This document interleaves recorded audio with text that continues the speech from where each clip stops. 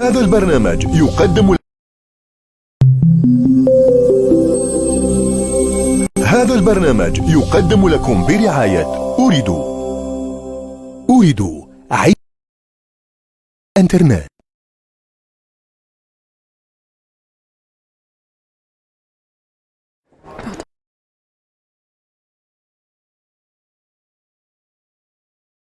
Bonjour chers élèves, bienvenue à Imadrasa Live by Orido. Je suis ton enseignante de français qui va t'accompagner et te préparer pour ton examen du BEM. Pour notre programme de révision, aujourd'hui on va faire une révision d'un type de texte que tu as vu le premier et le deuxième trimestre, c'est-à-dire le texte argumentatif. Le texte argumentatif. Texte argumentatif et ses caractéristiques.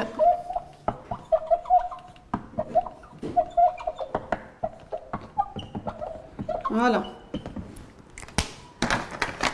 Le texte argumentatif et ses caractéristiques. On va se connecter au site. Tu te connectes ici, argumenter en expliquant. On a un petit rappel. On va suivre ensemble. Le texte argumentatif, toi tu regardes sur le site et on va s'entendre. Alors, le texte argumentatif, c'est quoi? Comme son nom l'indique, argumentatif, argument. Donc, on doit trouver, comme tout type de texte, se compose de 3 parties. Le texte se compose de 3 parties. On a l'introduction, le développement et la conclusion. Maintenant, le texte argumentatif, comme son nom l'indique, argumentatif, d'accord, vient de argument. Il nous sert à quoi? On regarde sur le site, le texte argumentatif sert à convaincre un destinataire, c'est-à-dire celui qui est en train de lire le texte. Il comporte 3 parties, comme on a dit tout à l'heure. Maintenant, qu'est-ce qu'on doit trouver dans l'introduction? Dans l'introduction d'un texte argumentatif. Alors, on a la thèse. Que veut dire la thèse? La thèse, c'est le point de vue de l'auteur. Ou bien, on a 2 autres synonymes, si des élèves sont connectés, on dit le point de vue, l'avis, ou bien l'opinion de l'auteur. Donc, faites attention, mais avant la thèse, on doit trouver le thème. Quelle est la différence entre le thème et la thèse? Alors, d'abord le thème. Si on dit thème, faites attention, le thème c'est le sujet. Généralement, c'est le mot qui va se répéter plusieurs fois dans le texte. Alors, après le thème, on trouve la thèse. La thèse, c'est le point de vue de l'auteur. Le thème, c'est un mot, peut-être 2 mots. La thèse, c'est toujours une phrase. D'accord? On passe après à la deuxième partie du texte qui est le développement. Le développement, qui est la partie la plus importante du texte argumentatif et que les élèves négligent souvent, on doit trouver les arguments. Maintenant, avant chaque argument, qu'est-ce qu'on doit trouver? D'abord, ensuite, enfin, comment appelle-t-on ces mots-là? Des connecteurs d'énumération. Connecteurs d'énumération. Ici, ils vont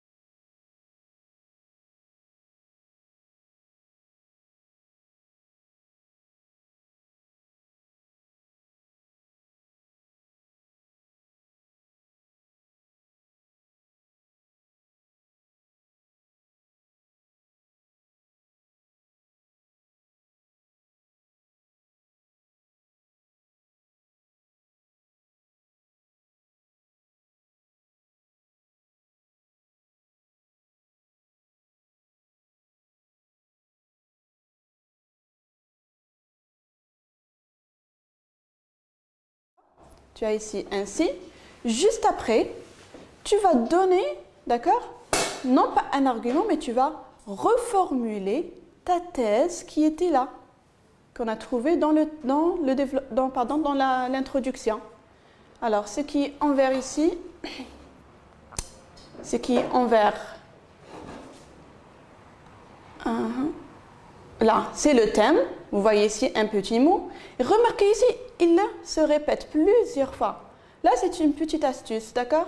Si tu vois un mot qui se répète plusieurs fois, donc tu as le thème. Ensuite, l'introduction, c'est une phrase. Toute cette phrase-là, c'est la thèse, ou bien prise de position. Prise de position, point de vue, avis. Ensuite, connecteur. Et enfin, un autre connecteur, mais connecteur conclusif, où on va donner la fin, d'accord, de notre texte. Là, tu vas reformuler ta thèse, d'accord, avec tes propres mots. Et enfin ici, on a le texte argumentatif. Alors, avant de passer à notre phase d'application, avant de passer ici un petit exercice à trous, je sais que beaucoup d'élèves adorent les exercices à trous, on va faire un petit rappel. Un texte argumentatif, c'est quoi? Comme son nom l'indique, l'argument, d'accord? On doit trouver des arguments. Alors, l'introduction, développement, conclusion. Dans l'introduction, d'accord? Le thème, la thèse. Dans le développement, connecteur, argument, exemple. Dans la conclusion, un connecteur conclusif, attention, non pas le mot enfin, mais ainsi ou bien donc. Et la synthèse. La synthèse, c'est reformuler la thèse qui était au tout début. C'est clair pour l'instant? On passe maintenant à la phase d'application. On a ici un petit exercice à trous.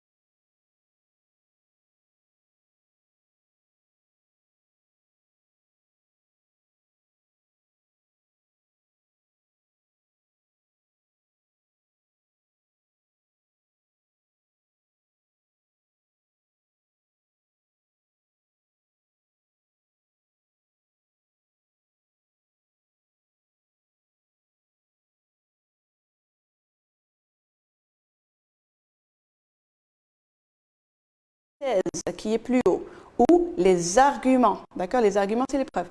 Je donne mes arguments pour défendre ma thèse, je vais appuyer ma thèse. Je débute chaque argument par un connecteur d'énumération. Ne pas oublier d'abord, ensuite, enfin, bien, premièrement, en second lieu, etc. Je n'oublie pas de donner des explications et d'illustrer mes arguments par des exemples. Enfin, la troisième partie, c'est la conclusion ou bien la synthèse. La synthèse, on va reformuler ce qu'on a dit au plus haut dans la thèse. Je dois réaffirmer ma thèse en la reformulant et résumer les arguments. Donc,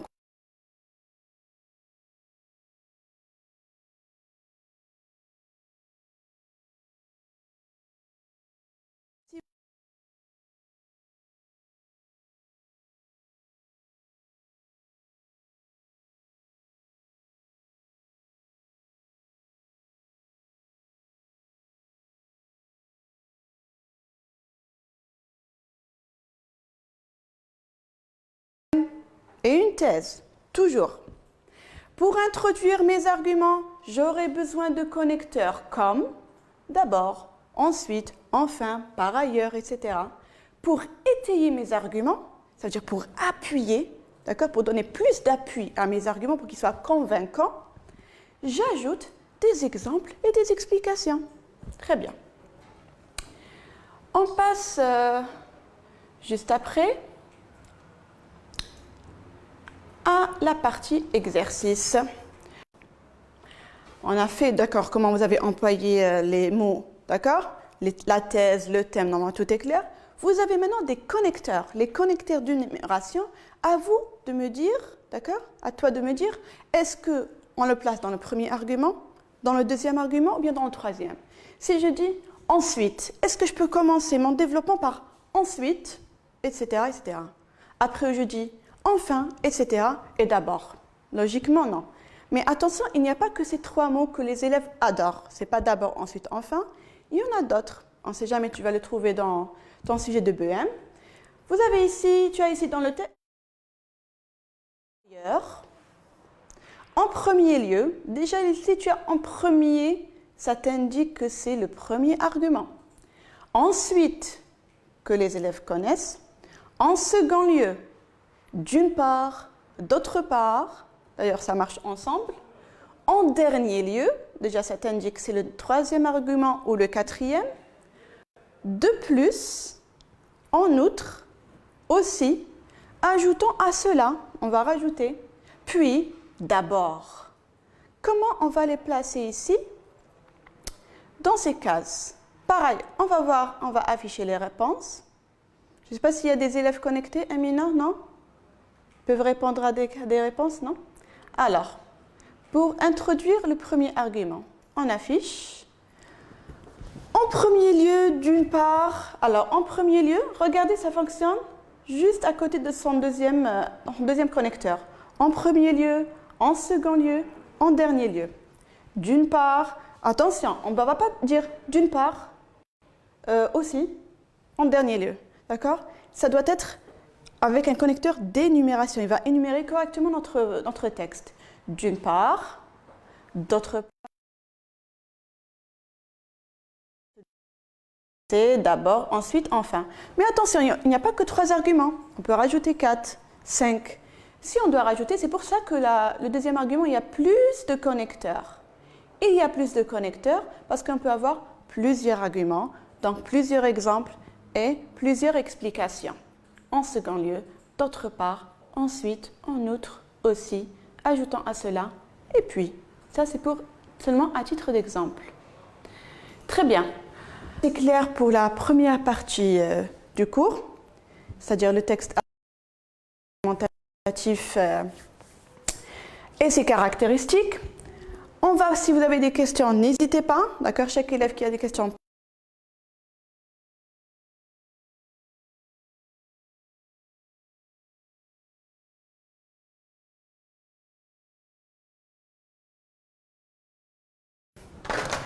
Ah oui, avant de passer à la dernière partie du cours, je vais vous donner un exercice qui va vous indiquer le titre de ce deuxième cours.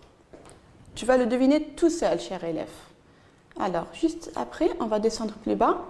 Voilà ici. Un dernier exercice qui va nous guider vers le prochain cours. Choisis dans la liste d'arguments suivants ceux qui défendent la thèse, ça veut dire ceux qui partent dans la même idée de cette thèse. La télévision dans la vie des gens. Cette phrase, est-elle un thème ou bien une thèse? C'est une thèse, non pas un thème. Un thème, on a dit, c'est un petit mot. S'il y avait que la télévision, on peut dire c'est le thème. Mais on a toute une phrase ici. C'est une phrase qui exprime un point de vue, donc c'est la thèse. Je peux dire, je pense que la télévision a pris une place considérable. Considérable ici, qui veut dire importante. Importante dans la vie des gens. Alors, vous avez ici tous les arguments, d'accord? Il y a ceux qui partent dans le sens de cette thèse. Alors, où sont les arguments qui défendent cette thèse? Bien sûr, cette thèse ici, elle exprime que c'est bien de regarder la télévision. Elle a pris une place importante. La télévision anéantit l'esprit critique. D'accord? Elle anéantit l'esprit critique. Est-ce que cet argument, il fonctionne avec cette thèse? Non, parce que c'est un point négatif. Non. Deuxième argument, elle est un outil précieux, c'est-à-dire important, précieux d'information.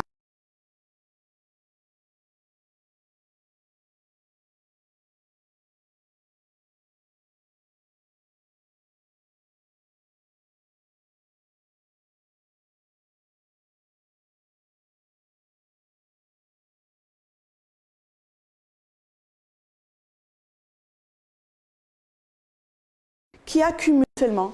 D'accord? On regarde la télé, on devient passif. Est-ce que cette phrase-là, cet argument, fonctionne avec la thèse? Est-ce qu'elle rend passif, fonctionne avec la thèse qui dit que la télévision est importante? Non. Donc à éliminer. Cinquième argument, elle incite à la violence. Non plus, ça ne marche pas avec la thèse qui dit que la télévision est importante. Sixième, elle est un moyen de distraction. On va se distraire, ça veut dire que ça va nous changer les idées. Regardez la télé, ça marche avec la thèse.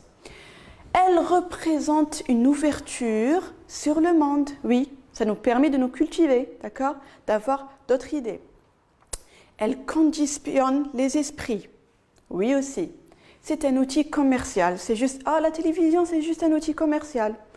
Est-ce que ça marche avec la thèse? Non. Elle casse le lien social, ça veut dire nos liens avec nos familles, nos parents, nos frères et sœurs. Le fait de regarder la télé, elle va nous casser, d'accord, ce lien-là. C'est vrai que oui, elle peut faire ça, la télé, mais est-ce que ça fonctionne avec la thèse? Avec la thèse, non, parce que la thèse, elle défend l'importance de la télévision, d'accord? Puisque cet argument, il est négatif, il ne fonctionne pas avec la thèse. C'est un outil commercial, non? Elle casse un lien social. Et la dernière, elle brise la solitude. Quelqu'un qui est seul, d'accord? Qui est souvent seul. Le fait de regarder la télé, ça va briser sa solitude. Il va se sentir accompagné. La télé peut être un accompagnement pour celui qui la regarde. Donc oui, ce dernier argument marche avec la thèse. Regardons ensemble sur le site, afficher la réponse. Voilà. Ce qui est en vert, c'est les réponses qui fonctionnent avec cette thèse. Donc, regardez la thèse. La télévision a pris une place considérable dans la vie des gens. On va l'écrire ici. Alors, la télévision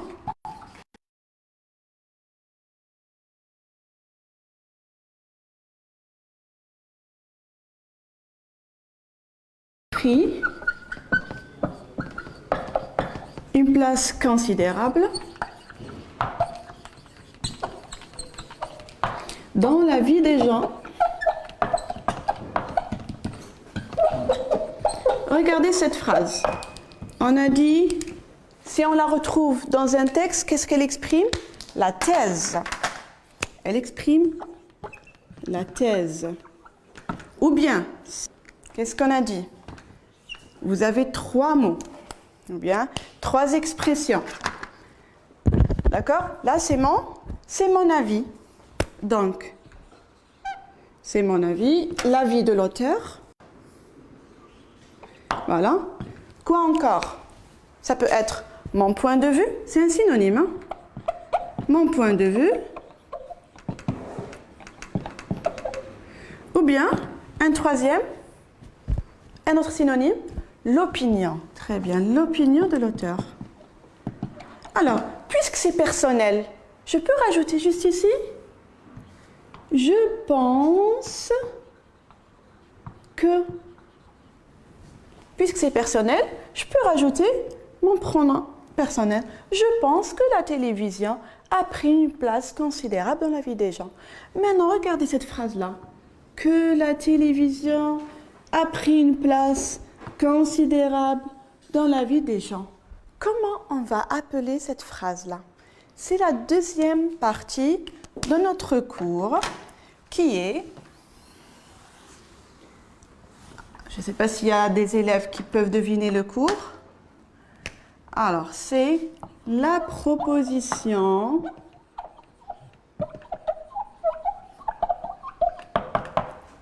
subordonnée complétive. Mais aussi la proposition subordonnée,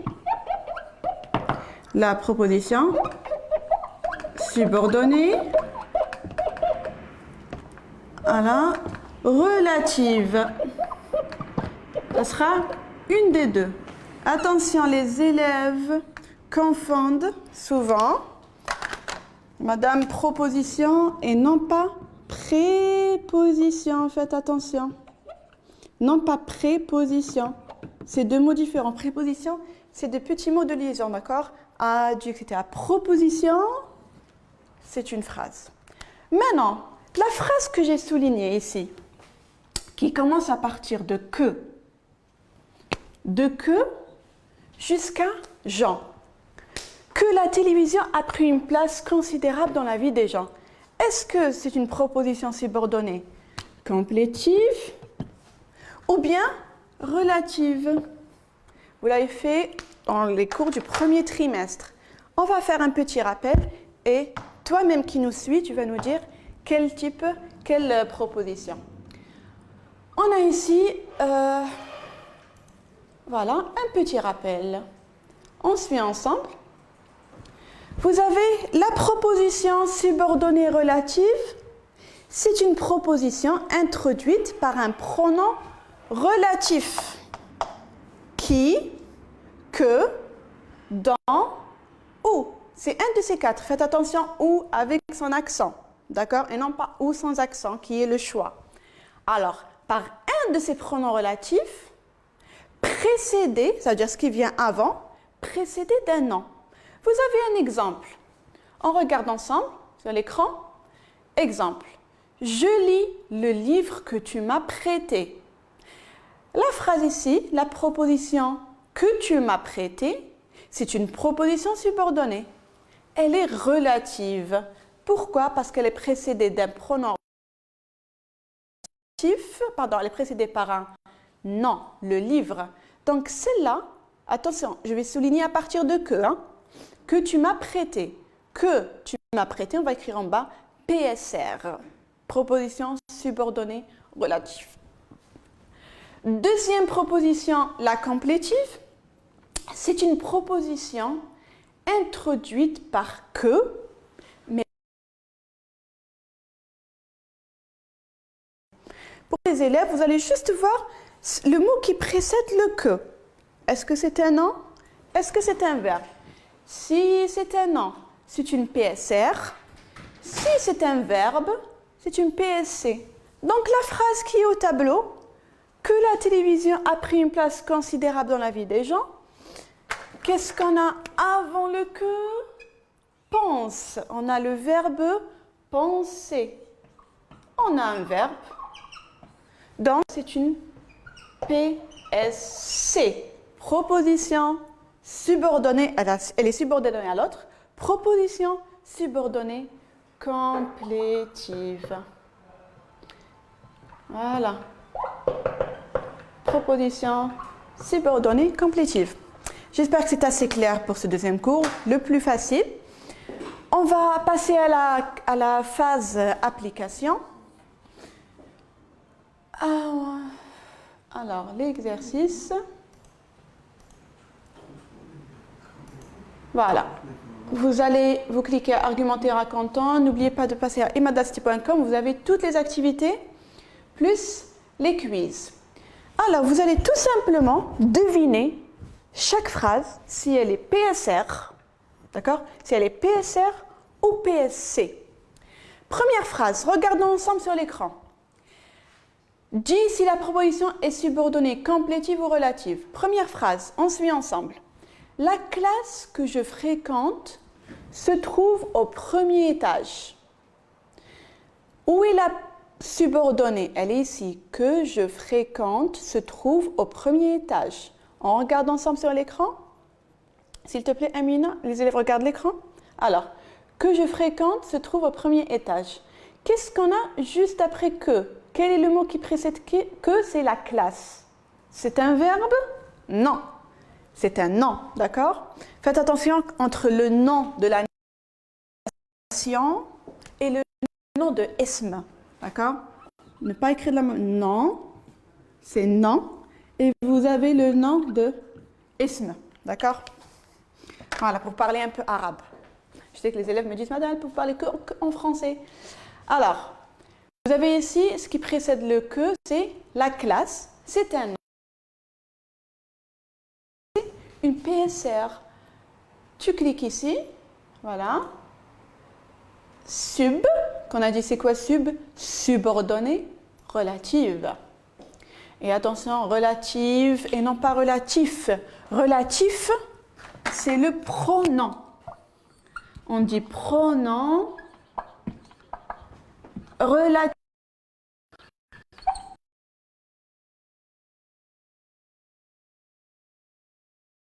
Féminin, d'accord? Complétive. Que tu travailles bien, c'est la subordonnée. Et si on vous demande, les élèves, si on vous demande de souligner dans un texte pour le BM, trouve dans le texte une PSR ou bien une PSC, prenez-la à partir de que jusqu'à la fin, d'accord? Jusqu'à la fin de la phrase, d'accord, le point ou bien la virgule. À partir de que et on souligne. Donc, que tu travailles bien, c'est la subordonnée. Qu'est-ce qu'on a avant que? C'est le verbe savoir. Donc, c'est comme ce qui est porté au tableau. C'est un verbe, une subordonnée. Alors, un, deux, complétif. Je suis convaincu que tu réussiras. Regardez ici. Convaincu vient de quel mot qu'on a vu tout à l'heure? Le mot, d'accord, le verbe convaincre. Comme on dit en arabe, yuqni', tqanna'ni. D'accord? Convaincre, me persuader. Je suis convaincu, d'accord? Je suis convaincu que tu réussiras. Alors, que tu réussiras, c'est la subordonnée. Qu'est-ce qu'il y a avant que? C'est être convaincu. Vous avez un verbe, donc PSC, subordonnée complétive. Ensuite, Karim est satisfait des notes qu'il a obtenues. La subordonnée, où est-elle? On a ici. Il y a le pronom relatif qui vous guide. Hein. Je sais que c'est le que qui se répète à chaque fois, que c'est le plus, celui qu'on utilise le plus. Mais n'oubliez pas les trois autres. On a dit dans, ou, d'accord? Que, dans et ou avec accent. Karim est satisfait des notes qu'il a obtenues. Qu'il a obtenues, c'est la subordonnée. Qu'est-ce qu'il y a avant que? Vous avez notes. Les notes. Ce n'est pas un verbe, donc c'est une subordonnée relative. Et enfin, il nous annonce qu'il passera l'été en Turquie. S'il vous plaît, en Turquie, pas en turc. Les élèves souvent m'écrivent « Madame, je suis partie en turc », d'accord? C'est la Turquie. Le turc, c'est la langue, d'accord? C'est la langue. Il nous annonce qu'il passera l'été en Turquie. Vous avez « qu'il passera l'été en Turquie ». Qu'est-ce qui vient avant que? Annonce, le verbe annoncer, donc c'est une subordonnée. Allez les élèves, allez avant que je clique. Allez, une subordonnée. Il n'y a personne qui répond. Il n'y a pas de direct. Alors, on a un verbe, une subordonnée complétive, simple, précis. Le corriger. Est-ce que madame elle a fait juste? Il y a madame ghaltat. Il y a madame ghaltat? Non. D'accord, tout est juste. Voilà, normalement c'est assez clair. Donc aujourd'hui, on a vu le texte argumentatif. Pourquoi on a fait le texte argumentatif? Parce que c'est le type de texte que tu verras pendant tes 3 trimestres. Tu as vu pendant le premier et le deuxième trimestre. Et s'il y a un troisième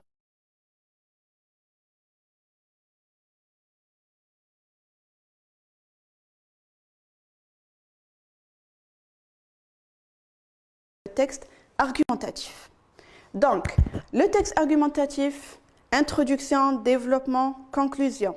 Dans l'introduction, on trouve le thème qui veut dire le sujet, puis la thèse. La thèse, c'est le point de vue de l'auteur, j'ai effacé, le point de vue, son opinion, son avis. Là, c'est des synonymes.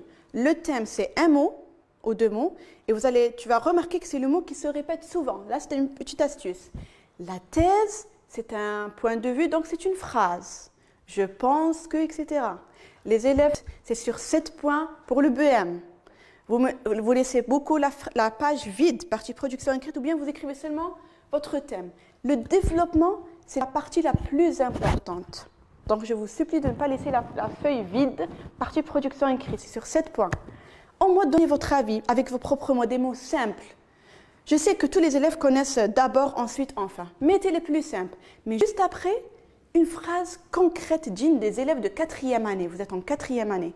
Une phrase, d'accord, qui va appuyer, d'accord, ta thèse. Donc, connecteur, argument, une phrase, puis un exemple ou bien une explication. Deuxième argument, pareil. Connecteur, argument, explication. Pourquoi je m'appuie sur ce type de texte? Parce que c'est très important pour votre BM, d'accord? On va faire que le texte argumentatif. Et notre prochain cours, justement, on va commencer à voir comment rédiger. On va commencer par le plus simple, comment rédiger l'introduction, comment rédiger la production. Puis, au fur et à mesure, on va faire le développement et à la fin de nos séances que vous allez suivre en direct, les élèves, vous allez apprendre à rédiger tout seul un texte argumentatif. Normalement, d'accord? Si vous oubliez, vous cliquez, vous allez regarder la vidéo. Encore, jusqu'à ce qu'elle rentre dans votre set. Alors, on était au développement, 3 arguments, et à la fin, la conclusion. Vous laissez l'alinéa, d'accord? Vous laissez toujours l'alinéa. Une ligne avant de passer pour chaque partie. On a dit que le texte, tout type de texte comporte 3 parties. La 3e partie, c'est la conclusion. Vous commencez par un connecteur qui montre que c'est la fin de votre texte. S'il vous plaît, non pas enfin. Ne mettez pas enfin. Enfin, c'est dans le développement. Je sais qu'il peut exprimer la fin, d'accord? Il peut exprimer la fin, mais ce n'est pas la fin du texte, d'accord? C'est la fin de votre développement. Donc, pour finir, vous mettez ainsi ou bien donc. Et vous allez reformuler votre thèse avec vos propres mots. Tu vas la reformuler et alors l'appuyer, qu'on appelle la synthèse. Là, c'est le texte argumentatif. On a revu aussi la PSR et la PSC. Maintenant, c'est bon, vous savez c'est quoi? Proposition subordonnée complétive, proposition subordonnée relative. Normalement, si vous avez des questions, n'hésitez pas à les poser. À la fin de la vidéo, je tâcherai de les lire et de vous répondre la prochaine fois. Pour notre prochain cours, notre prochaine séance, on va voir la conjugaison, la bête noire des élèves. La conjugaison, mais je vais la simplifier le plus possible, d'accord? Surtout, je vais vous faire la différence entre un temps et un mode. Quelle est la différence entre le temps et les modes, d'accord? Et si on aura du temps, on va commencer à rédiger l'introduction et la conclusion. Donc, on se retrouve mercredi prochain, même heure, même endroit. Merci.